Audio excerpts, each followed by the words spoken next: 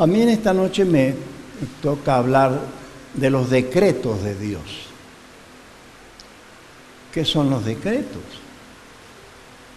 Ustedes habrán escuchado que a nivel presidencial, gubernamental, de la presidencia o de la gobernación, se decreta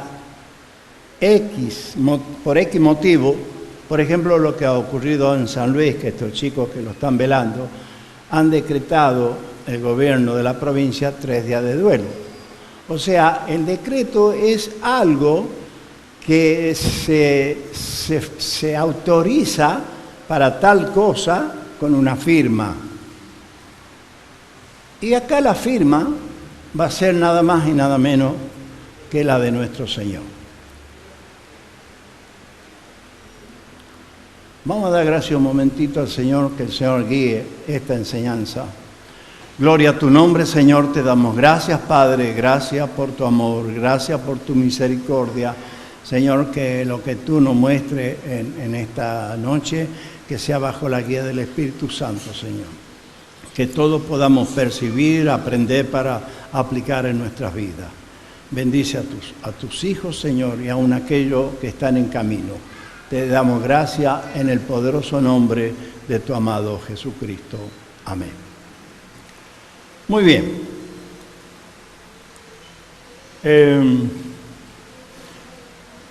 A mí me gusta desmenuzar, buscar un poco la historia de las cosas, porque yo puedo decir el decreto de se ha decretado esto, pero hay que ver por qué y para qué se decreta estas cosas, especialmente si viene de la voz del Señor.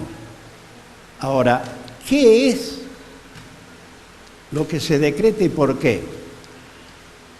Con la caída del hombre desde Adán, siempre vino Dios tratando de alentar, tratando de guiar al pueblo que se iba a constituir. No estaba constituido todavía el pueblo de Dios. Pero hay 3 aspectos que vamos a tocar dentro de esta enseñanza. La primera va a ser preservación, la segunda va a ser provisión de Dios y la tercera va a ser gobierno de Dios. Ahora, ¿cómo comienza esto? Ustedes se acuerdan cómo Dios tuvo trato especial y dirección especial a través de los profetas de Dios, a través de los profetas de Dios. Abraham, Isaac, Jacob, cómo Dios se manejaba con ellos, porque Moisés, porque ellos eran los voceros de Dios. Pero para llegar al gobierno de Dios, vamos a empezar desde un principio, cómo se formó esto. Entonces vamos a ver en Génesis, por favor, Génesis 45.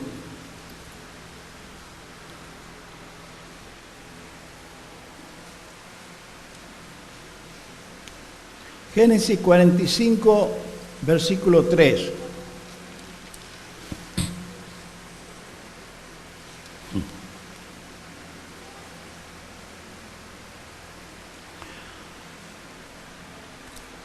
Muchos de ustedes ya conocen un poco la historia, vamos a refrescarle un poquito más. Como de los 12 hijos de Jacob, que se formaron las 12 tribus de Israel, uno de ellos, José, fue vendido por sus hermanos. Era el más chico, el más pequeño, jovencito. Parece que le estorbaba a ellos, porque los demás eran con mentes distintas a la de José. Parece que era una molestia tener a alguien que buscaba la cosa de Dios. ¿Se acuerdan la historia? Lo vendieron como esclavo hacia los egipcios. Fue entonces después José allí como esclavo. Recuerdan, él tenía un don de la visión de sueño, que sabía interpretar los sueños. Bueno, no quiero detenerme mucho en esto, pero mostrando cómo necesitaba el faraón que le interprete en un sueño, y José le interpretó. Entonces, imagínense, pasaron mucho tiempo, los hermanos lo daban por muerto, desaparecido a José, pero había una gran hambre en Egipto, una gran hambre. Entonces, ¿qué hacía José? El sueño era de las 7 vacas gordas, 7 vacas flacas, ¿se acuerdan? Entonces decía que va a haber provisión, va a haber alimento. Entonces había que juntar todo el alimento, porque después iba a venir 7 años de vaca flaca, de hambre. Muy bien, vean, entonces yo le quiero explicar un poquito para que arranquemos con esto. Ahora veamos acá el versículo 3, por favor, y dice así. 45 de Génesis, versículo 3. Y dijo José a sus hermanos: yo soy José, ¿vive aún mi padre? Cuando se encuentra, porque ellos iban a ver a Faraón que lo atienda, estaban desesperados por el hambre que había, y ahí se da cara a cara con sus hermanos. No pudieron responderle porque estaban turbados delante de él. Entonces dijo José a sus hermanos: acercaos ahora a mí. Y ellos se acercaron. Y él le dijo: yo soy José, vuestro hermano, el que vendiste para Egipto.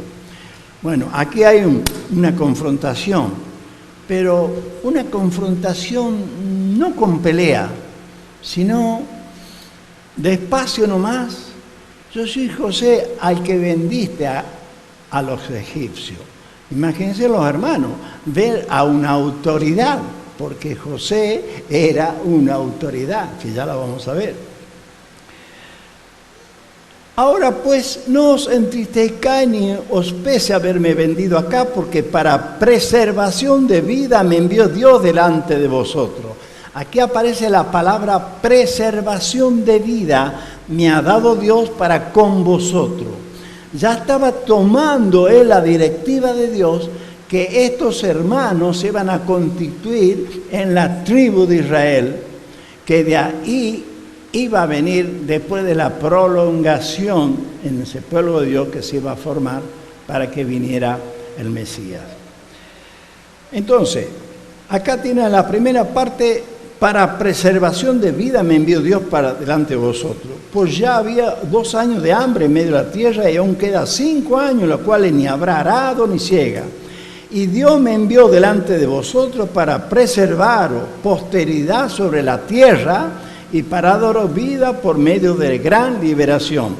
Entonces acá le muestra de nuevo: Dios me envió delante de vosotros para preservaros posteridad para adelante sobre la tierra, para daros vida por medio de gran liberación, como ya lo estaba anunciando, que ellos algún día, como pueblo de Dios, iban a caer en esclavitud, e iba a ser para liberación.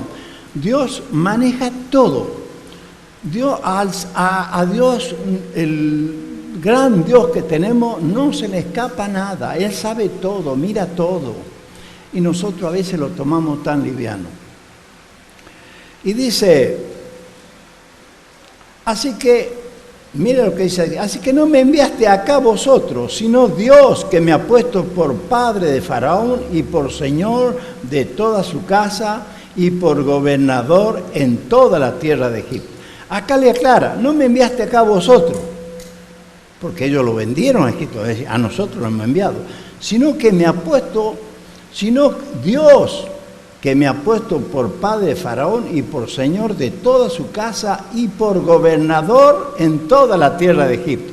Gobernador, no me enviaste vosotros, Dios me envió. A veces Dios permite cosas que nos ocurran a nosotros, aún cosas malas, aún contratiempos, aún tribulaciones, y nosotros lo sabemos hacer renegar de Dios y no sabemos cuáles son los propósitos de Dios, porque Dios estaba preservando. No hay que quejarse antes de tiempo, hay que ver por qué Dios permite ciertas cosas en cada uno. Es necesario que a través de tribulación entremos al reino de Dios, decía el apóstol Pablo. Entonces, acá estaba mostrando en este tema, y dice el versículo 9, daos prisa, id a mi padre, decirle así dice tu hijo José, Dios me ha puesto por Señor de todo Egipto, ven a mí, no te detenga, daos prisa, id a mi padre. ¿Quién era el padre? Jacob. Jacob, ¿se acuerda la historia? Que estaba enamorada de Raquel, que Labán trabajó 7 años para poder casarse con Raquel, y Labán le dio la hija mayor. Entonces, no, él tuvo que trabajar otros 7 años para poder casarse con Raquel. Y Raquel era estéril. Dios después la bendijo y el primer hijo que tuvo se llamaba José.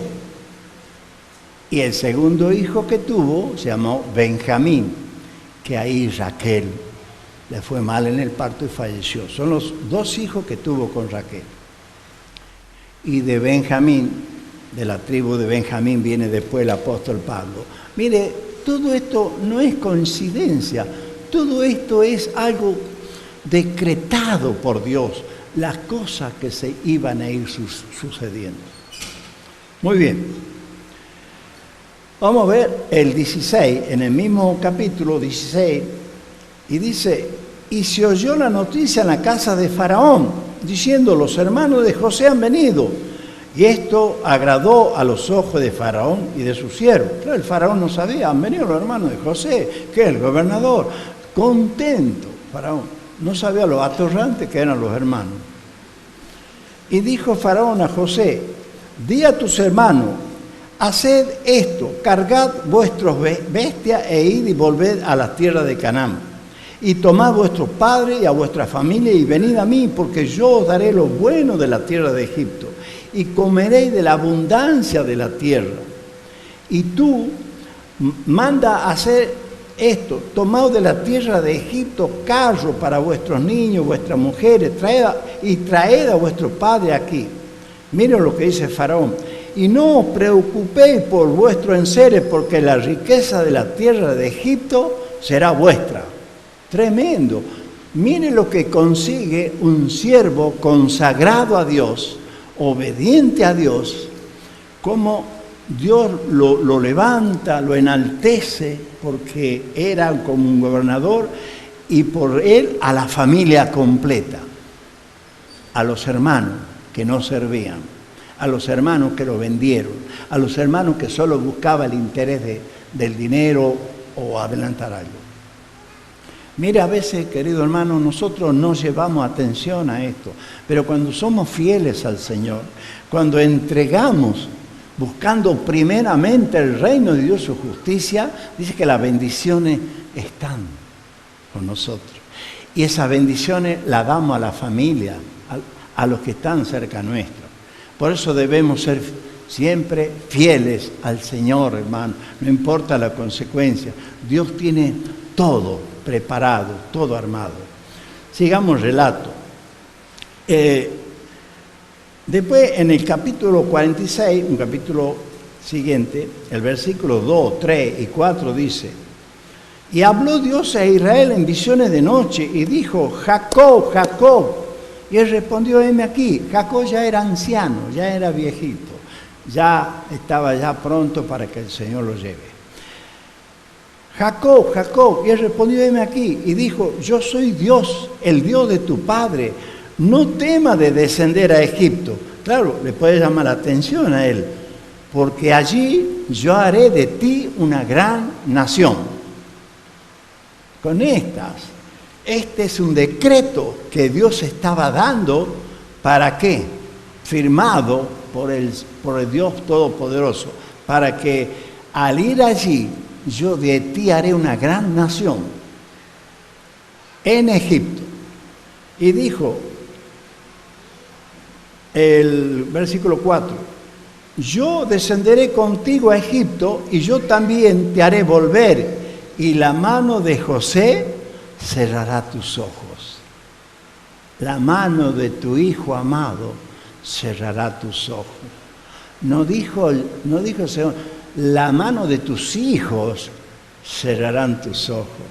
la mano de José, aquel que le buscó, aquel que fue obediente, aquel que estuvo siempre presente ante la guía del Señor. Entonces, acá vemos que Dios ya estaba anunciando que ya había preservado a José y aún a sus hermanos que fueron enviados a Egipto, y aún con la ayuda grande del faraón de darle riqueza, de darle todo. Y de ti, le dice Faraón, no tenga temor de ir, porque de ti haré una gran nación. Y así sucedió. Sabemos de la historia también. Sabemos que el pueblo se empezaba a multiplicar. Eran como 75 por ahí, que fueron en total entre los familiares de los hijos de Jacob y otros hijos y otros parientes. Y se multiplicaron tanto que llegaron casi a 3 millones. Claro, pasó el tiempo, pero también ya este faraón ya no estaba, ya estaba otro faraón después, pero ya veían que se multiplicaba grandemente el pueblo de Israel. Entonces ahí viene, no, esto se está multiplicando, no van a quitar la tierra, no van a hacer guerra, no van a vencer, así que los tengamos como esclavos. Entonces al tenerlo como esclavo había dominio. También después interviene Moisés, que Dios le habla a Moisés para que vaya a rescatarlo a este pueblo cuando la zarza ardiente le habla. Me gusta recordar un poquito la historia para que ustedes vayan interpretando esto. Esto se llama la preservación del pueblo de Dios. Todos los decretos que Dios hacía era con un fin determinado, que lo vamos a ver después. Pero ¿qué pasó? Una vez liberado el pueblo de Israel, cuando Moisés lo saca al pueblo de Israel por la mano de Dios, ¿se acuerdan las 10 plagas de Egipto? Cómo el faraón se rindió, les dio toda la riqueza, que lleven todo. Después se arrepintió, lo persiguió. Después sabemos que por el poder de Dios abrió el mar rojo para que pasara el pueblo de Dios. Ahora, estamos viendo este primer momento, lo que es la preservación, y cómo después viene un poco la corrupción. Después surge el rey David, y el rey David tuvo un hijo, Salomón. ¿Se acuerdan? Que le dice que el rey David, él quería edificar casa para el Señor, pero no la edificarás tú, la edificará tu hijo. El rey Salomón pidió sabiduría, pidió esto, lo otro, todo al principio muy bien, pero después vino la debacle, vino la caída tremenda de Salomón, la apostasía, porque se empezó a casarse con mujeres paganas, idólatras, y empezó a hacer cosas muy malas ante los ojos de Dios. Por eso ahora leemos en Primera de Reyes 11, capítulo 11.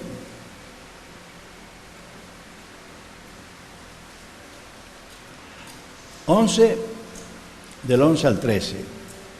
Veamos qué dice. Y dijo Jehová a Salomón: por cuanto ha habido esto en ti, y no has guardado mi pacto y mis estatutos que yo te mandé, romperé de ti el reino y lo entregaré a tu siervo. Otro decreto de Dios. El Señor decreta. Bueno, has fallado, has apostatado, te has corrompido. Y dice: por cuanto ha habido esto en ti y no has guardado mi pacto y mis estatutos que yo te mandé, romperé de ti el reino y lo entregaré a tu siervo. Salomón estaba ya totalmente perdido. Sin embargo, versículo 12, no lo haré en tus días, por amor a David tu padre, lo romperé de la mano de tu hijo. Pero no romperé todo el reino, verso 13, sino que daré una tribu a tu hijo por amor a David mi siervo y por amor a Jerusalén, la cual yo he elegido. Todos estos decretos que Dios firmó y que dice, así debe hacerse, así se tiene que cumplir. El hijo de David era Roboam, que después fue un rey, que lo sucedió a Salomón. Aunque muy ineficaz, ninguno se comparó al rey David. No digo a Salomón, porque Salomón empezó bien, pero después terminó muy mal. Y aquí se empieza a entrar el pecado fuerte en el pueblo escogido por Dios, un pueblo elegido, porque tenía un motivo. Dios preservaba al pueblo, lo guardaba al pueblo en todo el camino en el desierto, porque tuvieron 40 años en el desierto. La nube lo cubría del sol y la llama del fuego lo alumbraba de noche. Cómo el Señor los cuidaba, cómo lo guardaba. Eso se llama preservación. Y a través de los siervos de Dios, a través de los profetas, de Elías, a través de Samuel, cómo Dios hablaba a este pueblo por boca de ellos, eran usados por ellos. Ellos decían, el Señor dijo esto y así debe ser. Ahora, ¿cuánto cuesta aceptar cuando hay el mensaje de la palabra? Mire, aquí no se trata de ser gran elocuente, pero sí debe ser directo con la palabra que se enseña. Si no lo tomamos esto con seriedad, hermano, si tan solamente venimos para juntarnos, para conocernos, para vernos de nuevo, para saludarnos, pero no llevo lo que Dios me está poniendo en mi corazón. Yo lo hablo para usted, pero también me hablo para mí mismo, hermano. Aquí hay que ver qué es lo que Dios quiere de mí, cuál es su voluntad, qué es lo que busca de mí el Señor.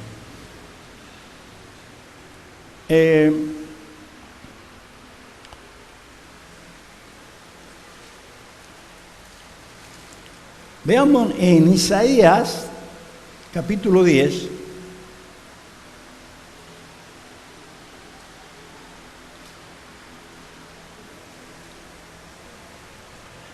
Isaías capítulo 10, 5, 6. Era tan grande el pecado de Israel, era tan grande la rebelión ante Dios, porque desobedecían totalmente todo y se daban a adorar imágenes, a estar no solamente adorar imágenes, buscar toda la corrupción posible dentro del pueblo de Dios, lo que Dios afectaba. Entonces, acá hay otro decreto. ¿Cuál es el decreto de Dios? Vamos a ver. Asiria, instrumento de Dios, capítulo 10, versículos 5 y 6. Si usted quiere anotarlo para que después lo repase, sería bueno. Oh Asiria, vara y báculo de mi furor, en su mano he puesto mi ira. A ver, Asiria era enemigo tremendo del pueblo de Dios. Asiria atacaba constantemente, odiaba al pueblo de Dios. Pero dice, Asiria, vara y báculo de mi furor, en su mano he puesto mi ira. Es decir, Dios puso la ira que él sentía en manos de los asirios para que ataque a Israel, para que lo tome como esclavo, para que lo castigue. A veces nosotros no entendemos por qué recibimos cierta paliza, cierto castigo, porque no consideramos lo que hacemos mal, no consideramos qué es lo que el Señor me está mostrando. Yo está todo bien, yo hago bien todo, yo no me equivoco nunca, yo tengo la razón. Ese yo a Dios no le sirve. Entonces, lo toma Asiria para que castigue al pueblo de Dios, como tomó a Babilonia para que castigue a su hermana, la rebelde Judá, que después se contagió de lo mismo del pueblo de Israel. Aclaremos que eran 10 tribus norte, 2 del sur, ¿verdad? Yo ya le había explicado la vez pasada, lo recordamos de nuevo.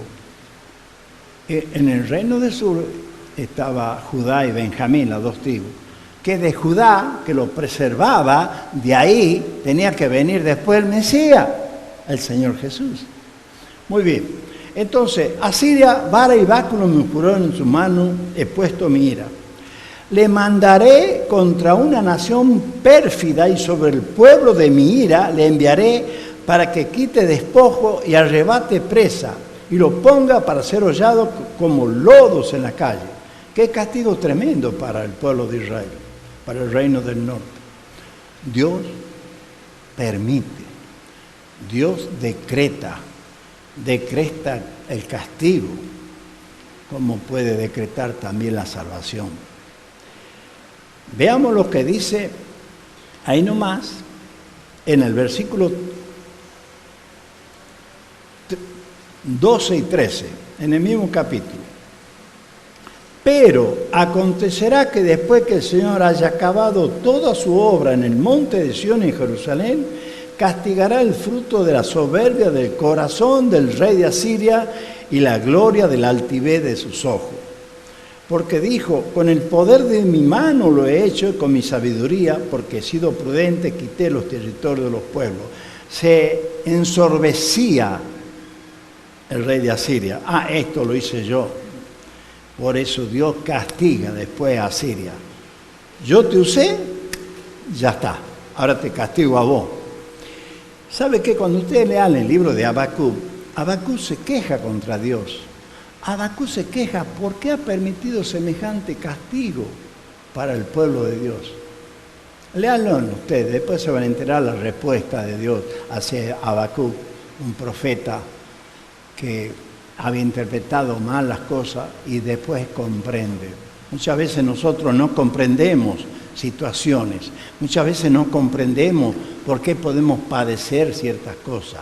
Nosotros no comprendemos por qué podemos estar en sufrimiento de algo, por qué me pasa esto, porque estamos buscando cuál es la voluntad del Señor, qué es lo que estoy haciendo bien o qué es lo que estoy haciendo mal. Quizás estoy haciendo más cosas mal que bien.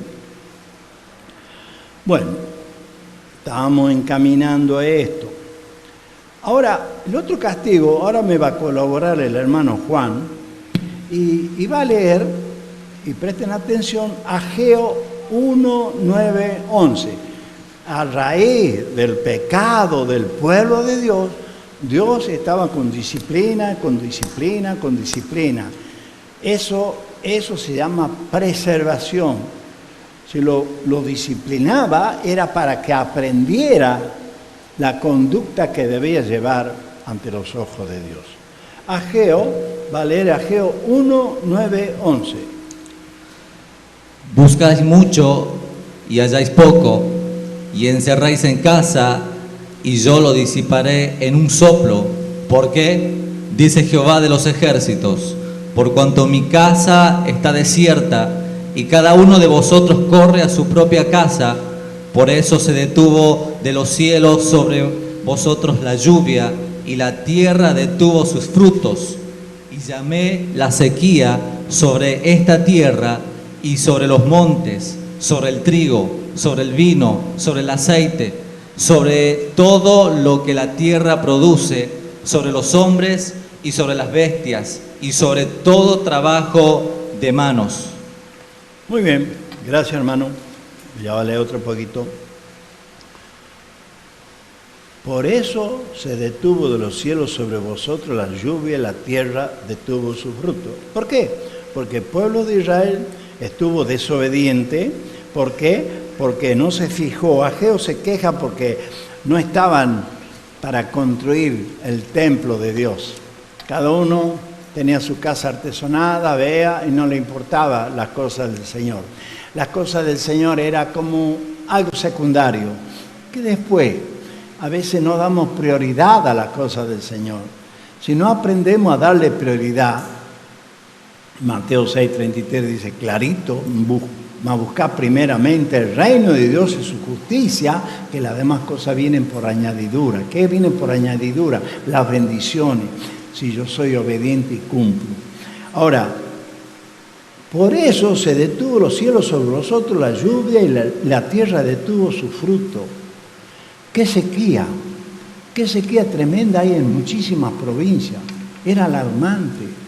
Ya no se conseguía los frutos de la tierra, frutas, verduras, ya era una preocupación tremenda y sigue estando. Pero uno mira, y que no llueve, ¿por qué no llueve? Decreto de Dios. Hola, hola. Hola. Decreto de Dios, querido hermano.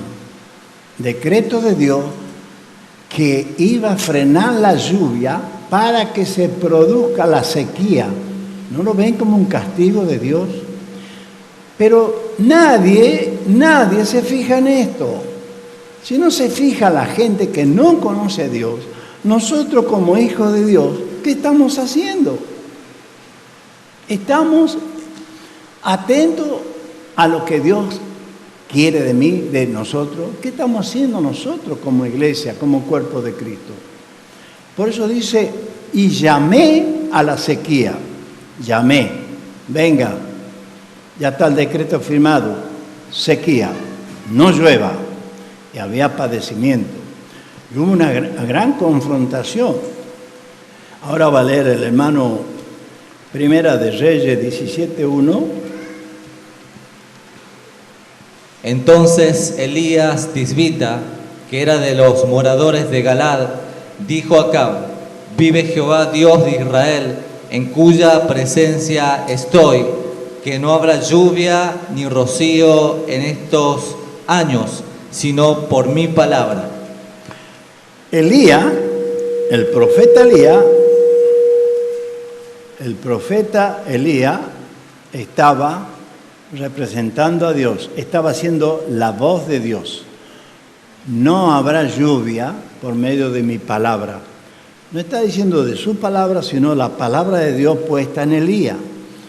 El rey Acab, que también era sanguinario, el rey, se puso de rey del reino del norte. Mire qué cacho de rey. Y su esposa Jezabel. Tremendo.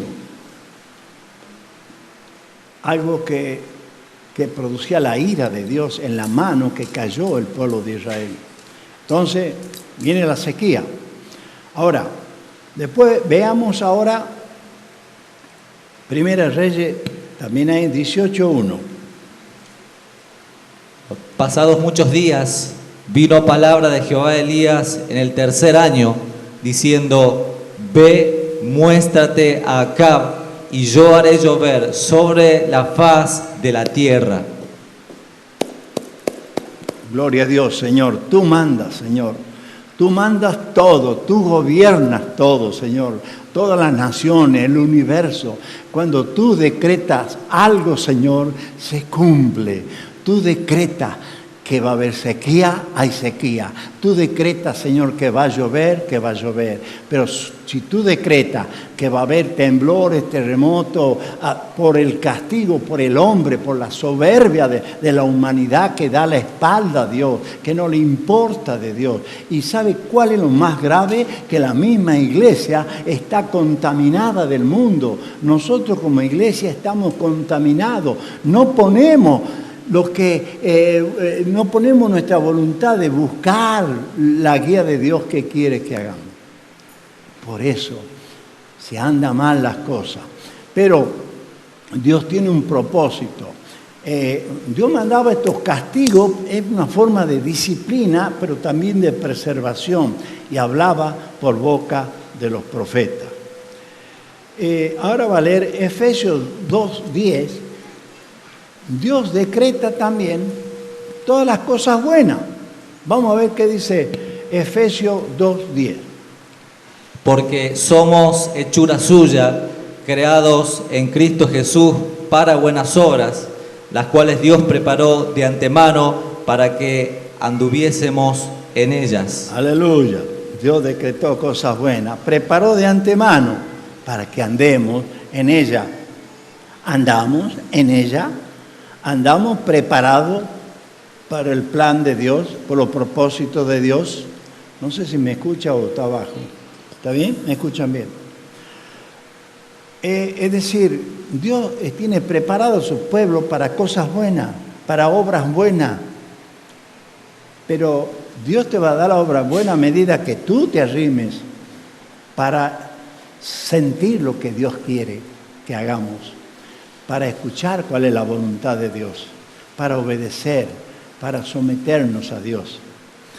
Ahora, también Amós 3:6-7, también las cosas malas son decretos de Dios, tanto las cosas buenas como las cosas malas. A ver, Amós 3:6-7. Se tocará la trompeta en la ciudad y no se alborotará el pueblo. ¿Habrá algún mal en la ciudad el cual Jehová no haya hecho? Porque no hará nada Jehová el Señor sin que revele su secreto a sus siervos, los profetas.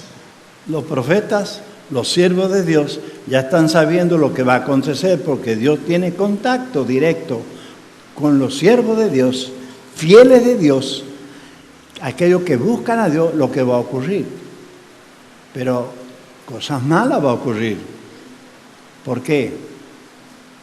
Porque lamentablemente muchas llamadas iglesias de Cristo están en otra cosa. Están dando la espalda a la voluntad divina de Dios. Y ahora, hace poco, estamos escuchando algo vergonzoso. Aquel que se llama representante de Cristo, de decir que la Biblia es obsoleta, que hay que cambiar cosas, que no existe el infierno, que blasfemia. Estamos en los últimos tiempos. No solamente la apostasía, sino que ya está presentándose la figura del anticristo.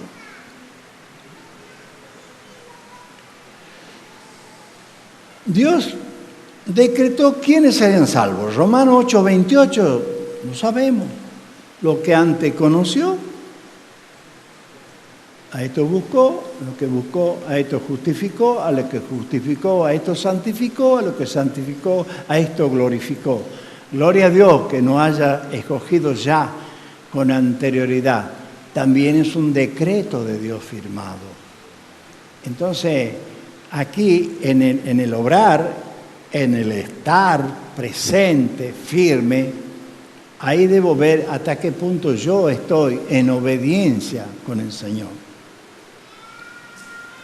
Ahora, Dios da decretos de obediencia, pero este sí me gusta, este otro no me gusta, este decreto, este lo hago a un lado, este sí, no, este no. Es como que nosotros queremos manejarlo a Dios, y no es así. En la obediencia está la bendición.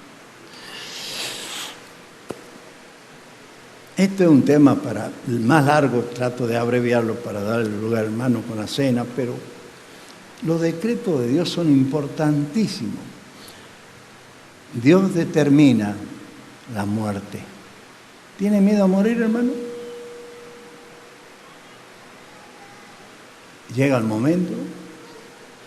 A ver, el hermano va a leer Apocalipsis 1, capítulo 1, 17, 18. Cuando le vi, caí como muerto a sus pies, y él puso su diestra sobre mí, diciéndome: no temas, yo soy el primero y el último, el que vivo y estuve muerto, mas he aquí que vivo por los siglos de los siglos. Aleluya. Amén. Amén. Y tengo las llaves de la muerte y del Hades. ¿Quién tiene la llave de la muerte del Hades? El Señor Jesús. Cuando Él determina. Él determina. Pero nosotros tenemos una esperanza grandísima. No como el mundo tiene miedo a morir, no sabe qué va a pasar. Entonces uno ve una tumba, ve un cementerio, ve ya no hay nada. Pero Dios tiene preparado algo mejor que ya vamos a ver después. También hay otro que dice en Hebreo 9, 9, 27. Hebreos 9:27. Y de la manera que está establecido para los hombres que mueran una sola vez, y después de esto, el juicio. Ya está decretado, ya está firmado por Dios, está decretado, hermano, de manera que debemos morir. ¿Y después qué? ¿A dónde vamos? Al juicio. Mientras estamos en vida, debemos darnos cuenta que estamos a tiempo de mejorar nuestra situación espiritual en nuestra vida, de ser más consecuente con la palabra, más consecuente con llegar a la casa del Señor, alabar a Dios, adorar a Dios, pero para cumplirlo. Pero no yo voy ahí cuando pueda y cuando quiera. Hermano, ¿por qué? ¿Qué le está pasando? ¿Por qué no viene? No, bueno, ya ve, no tengo tiempo, tengo mucho trabajo. No, estoy estudiando mucho. Hay una hermanita que me decía, ¿por qué no viene, hermano? Es que yo trabajo. Y bueno, cambie de trabajo, hermano. Busque otro trabajo que no le impida venir a alabar y adorar a Dios.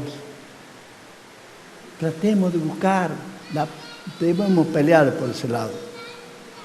Isaías 11, 1, 2, ya estamos casi terminando, hermano. Isaías, capítulo 11.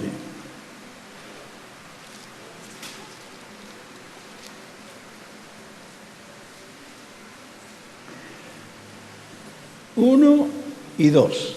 Y aquí viene ya la preparación. Después de haber preservado al pueblo de Dios, ya se estaba aproximando el momento de la llegada de aquel que todo esperaba. Veamos así. Reinado justo el Mesías. Saldrá una vara del tronco de Isaí. Isaí era el papá de David, ¿se acuerdan? Isaí, acuérdense. Saldrá una vara del tronco de Isaí y un vástago retoñará de sus raíces y reposará sobre él el espíritu de Jehová. Espíritu, escuchen bien, de sabiduría, de inteligencia, espíritu de consejo y de poder, espíritu de conocimiento y de temor de Jehová. Por boca de Isaías recibió el decreto de Dios, quién iba a venir y cómo iba a ser tremendo en la venida de Cristo el Señor. Vamos a ver qué dice otro profeta, Deuteronomio 18, 15, 19.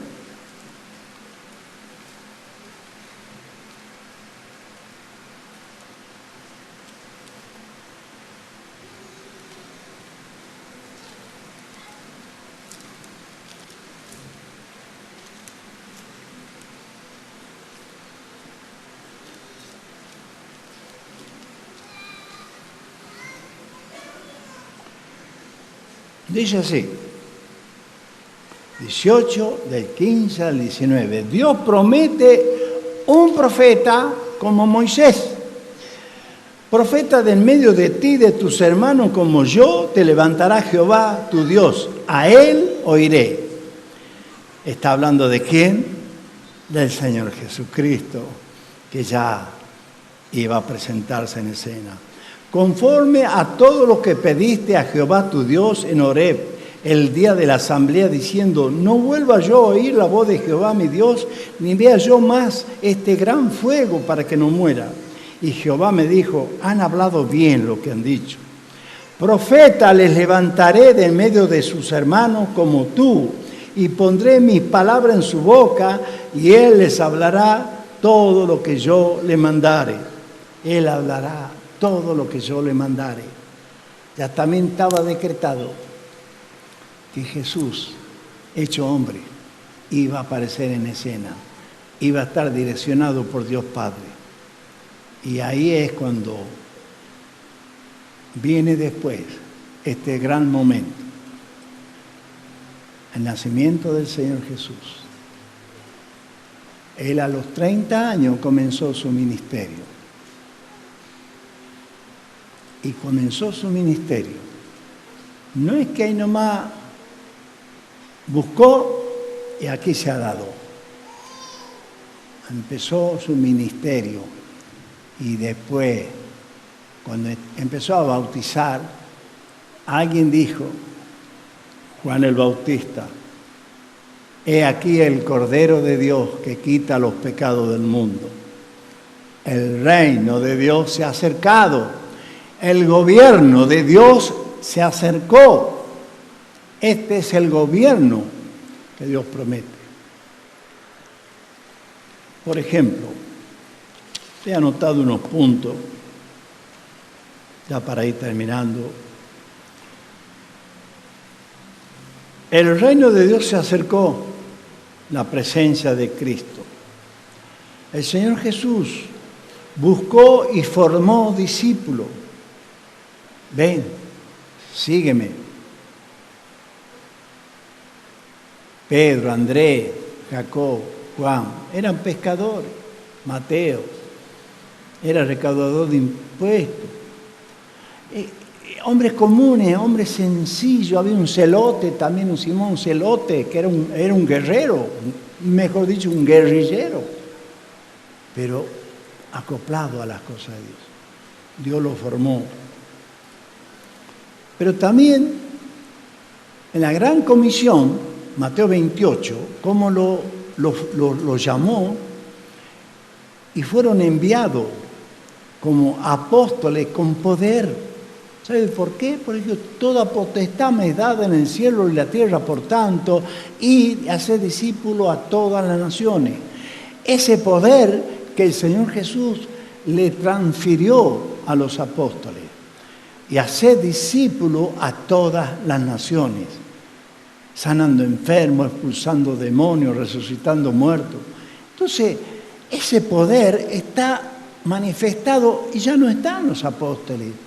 Los apóstoles ya están con el Señor, pero quedó la iglesia. Hoy estamos nosotros. ¿Que ese poder desapareció? Ese poder ya no está vigente, porque algunos dirán, no, era para los apóstoles nomás. No, sigue vigente. Es un decreto que todos debemos llevar la palabra de salvación, evangelizar, llamarlo al arrepentimiento de pecado, que busquen a Dios. Formó el gobierno cuando lo juntó y fueron llenos del Espíritu Santo. Ahí se formó la iglesia. Estableció 2 sacramentos, que uno de ellos lo van a celebrar ahora, el bautismo y la cena del Señor. Y el bautismo lo hacía el Señor porque era distinto al rito judío, que había que circuncidar. Ya no. Ahí hizo una reforma, Señor. Aquí es el bautismo. Se van a bautizar. Van a morir con Él y resucitar con Él. Lo que bautizamos, morimos en su muerte y resucitamos en su resurrección. Cristo dijo, edificaré mi iglesia. Y le estaba diciendo, edificaré. ¿Cómo estando con todos los discípulos, aún en su momento con los apóstoles? ¿Por qué no edificó ahí la iglesia? Porque todavía tenía el cuerpo carnal. Todavía no estaba glorificado. Cuando Él murió, resucitó, fue glorificado. Entonces, ¿a quién envía? El Espíritu Santo. El Espíritu Santo. Él os hará recordar todo lo que es dicho. Por eso son todos los escritos que el Espíritu Santo ha guiado para escribir las Sagradas Escrituras. Ahora, ¿cómo va a recordar si no leemos? ¿Cuántas veces se le dice, escudriñe las Escrituras, la palabra de Dios lo dice? Porque en momentos de necesidad no va a recordar lo que Dios nos dice. Por eso se edificó la iglesia, derribó paredes intermedias, porque antes era judío nada más, pero acá era para los gentiles. En Efesios capítulo 2, ustedes van a leer, se derribó esa pared, a Heredero 2, un solo pueblo, hasta hoy. todos aquellos que crean en Cristo Jesús. Fuimos sellados por el Espíritu Santo. Queridos hermanos, somos templo del Espíritu Santo. Nos demos cuenta que hay algo importante. ¿Por qué podemos estar como derrotados? ¿Por qué podemos estar afligidos? ¿Por qué? Si el Espíritu Santo, en Romanos 8:26 dice, el Espíritu Santo gime indeciblemente por nosotros. El Espíritu Santo, si no sabes orar, el Espíritu Santo está clamando por ti. También en Juan 14:1 dice, voy y vengo, voy a preparar morada para ustedes, voy, vengo, lo buscaré y estarán conmigo. Qué tremenda promesa. Y también, para finalizar esta parte, queridos hermanos, estaremos en cielo nuevo y tierra nueva, a la nueva Jerusalén. Gloria sea al Señor, porque nos espera algo maravilloso. ¿Por qué, hermano? Porque no tenemos fe, porque lo vemos algo negativo. Aunque pasemos por valle de sombra de muerte, no debemos tener temor alguno, queridos hermanos. Vamos a un cielo nuevo, una tierra nueva, que vamos a gozarnos en su presencia. Gloria sea al Señor. Bendecimos el nombre del Señor. Aplaudamos al Señor, porque para Él es la gloria. Gracias. Gracias por tus decretos, Señor. Gracias porque son fieles. Gracias, Padre amado, porque te has fijado en mí, pecador, porque tú nos estás guiando, Señor. No debemos tener temor alguno. Glorificamos tu nombre en el poderoso nombre de tu amado Jesucristo. Amén. Gracias, Señor. Alabanza sea.